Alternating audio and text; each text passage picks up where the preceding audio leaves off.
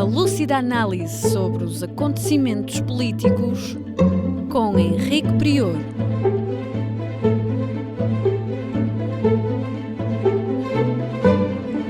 Política Impura, na Rádio Transforma. Falaremos hoje do artigo que Aníbal Cavaco Silva, ex-Ministro das Finanças, ex-Primeiro-Ministro, ex-Presidente da República, publicou num jornal de referência em Portugal. E Cavaco Silva, com a sua proverbial humildade, comparou a grandeza ciclópica do seu trabalho e aquilo que os governos do PS nos últimos anos fizeram. Entre outras coisas, ele diz que no tempo dele, como Primeiro-Ministro, erradicaram-se as barracas nas áreas metropolitanas de Lisboa e do Porto, concluiu-se o troço do IP4 para ligar Amarante a Bragança, construiu-se a Ponte do Freixo, a Ponte Vasco da Gama em Lisboa, lançou-se a concurso internacional para a introdução do comboio na Ponte 25 de Abril, iniciou-se também a construção do Alqueva e a criação da Portugal Telecom.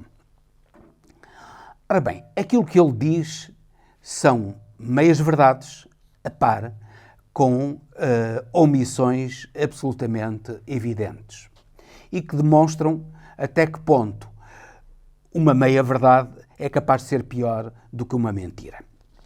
É verdade que Aníbal Cavaco Silva iniciou esse trabalho notável de erradicação das barracas de Lisboa e do Porto.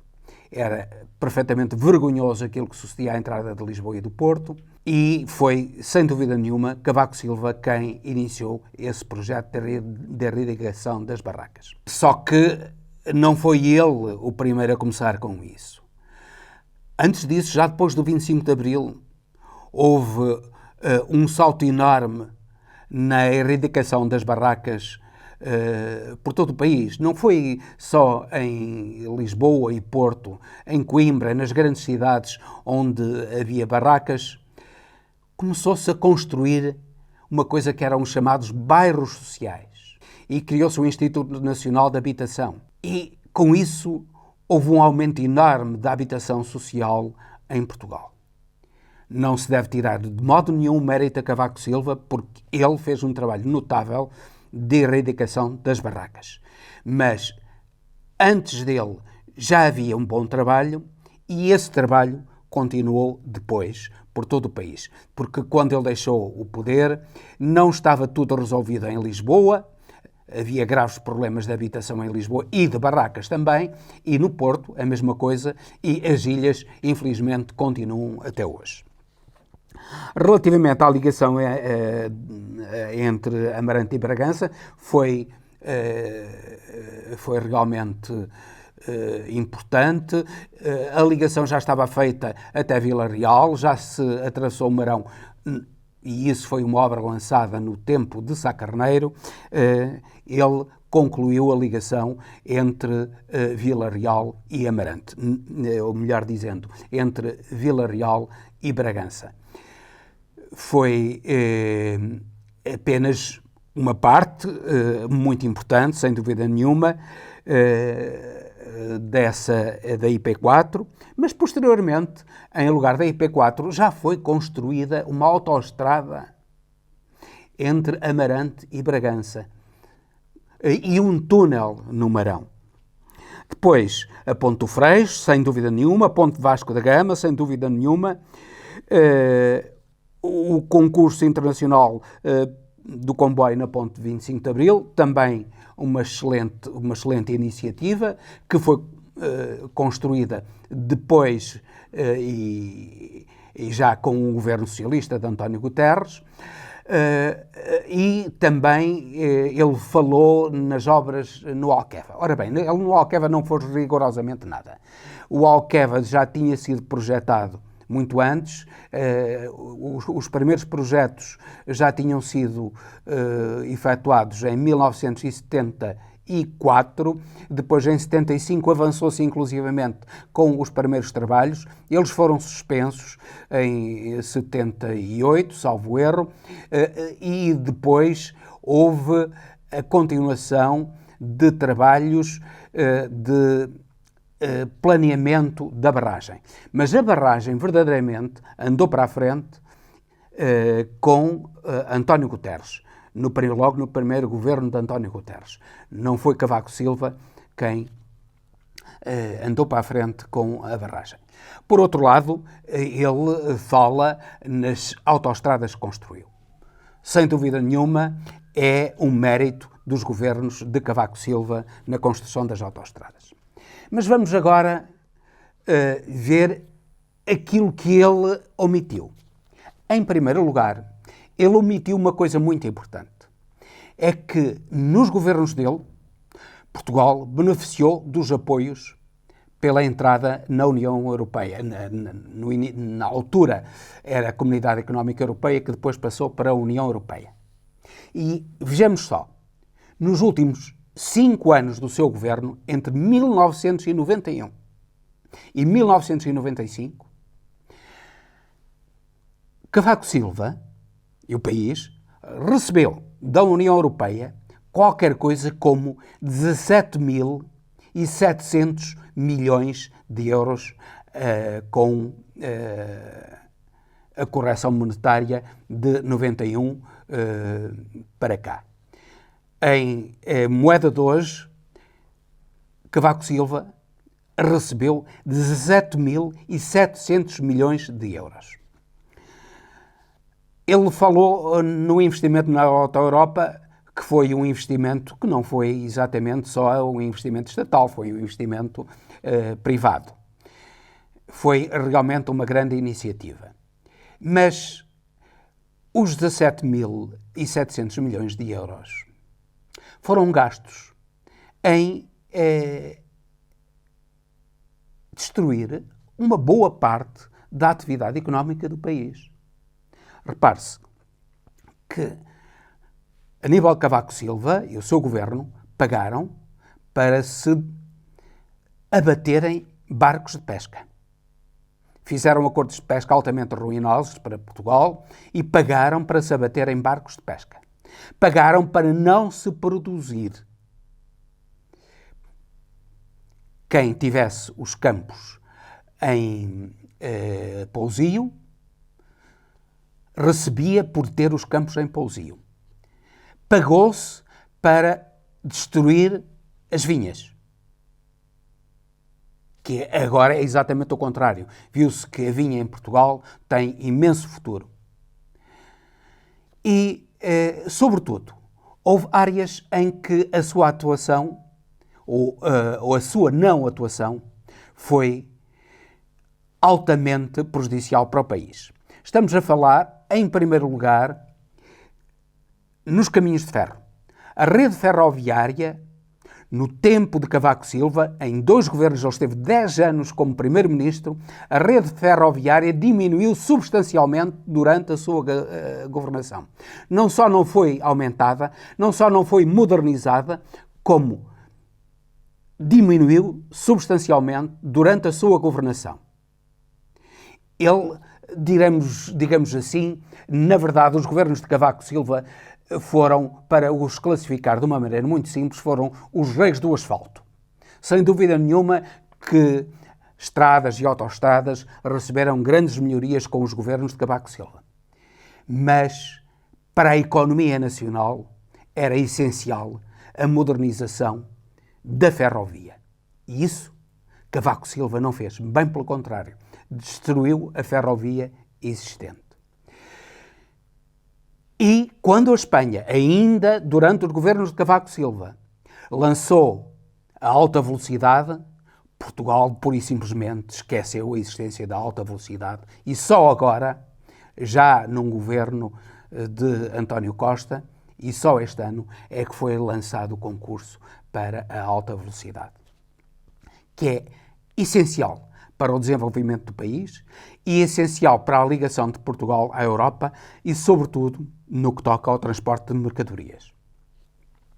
Outra área também em que Cavaco Silva e os seus governos falharam redondamente. Foi no que toca à política dos portos. Portugal é um país de excelentes portos.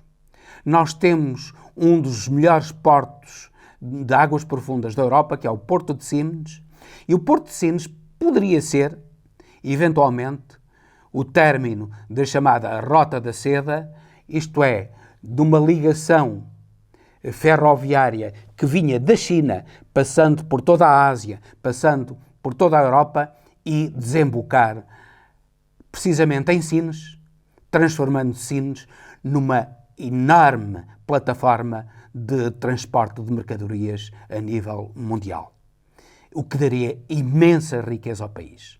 Isso foi desenvolvido noutros governos que aumentaram imenso o investimento em Sines, não nos governos de Cavaco Silva.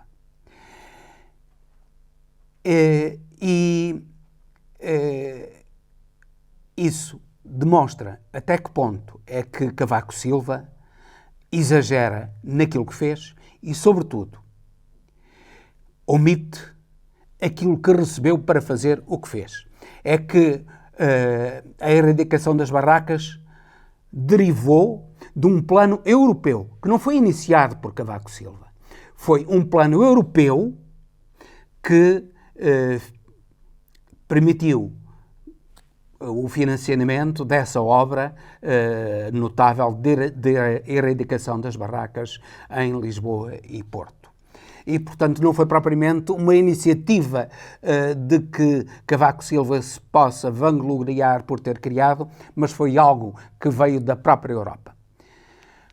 Por outro lado, nós vemos, e agora para terminar, vemos o que é que foram os governos de Cavaco Silva entre 1991 e 1995, enquanto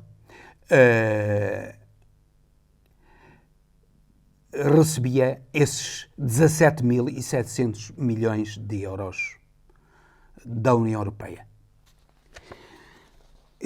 Isto é, recebimentos líquidos, porque as transferências entre a União Europeia e Portugal fazem-se em dois sentidos. Portugal manda impostos, nomeadamente, por exemplo, uma parte do IVA para a União Europeia e a União Europeia manda também financiamentos para Portugal. O resultado líquido dessas trocas foi, entre 91 e 95, 17.700 milhões de euros, que é sensivelmente o mesmo que Portugal vai receber agora, já passados tantos anos, repare-se, passados 30 anos, é sensivelmente o mesmo que Portugal vai receber agora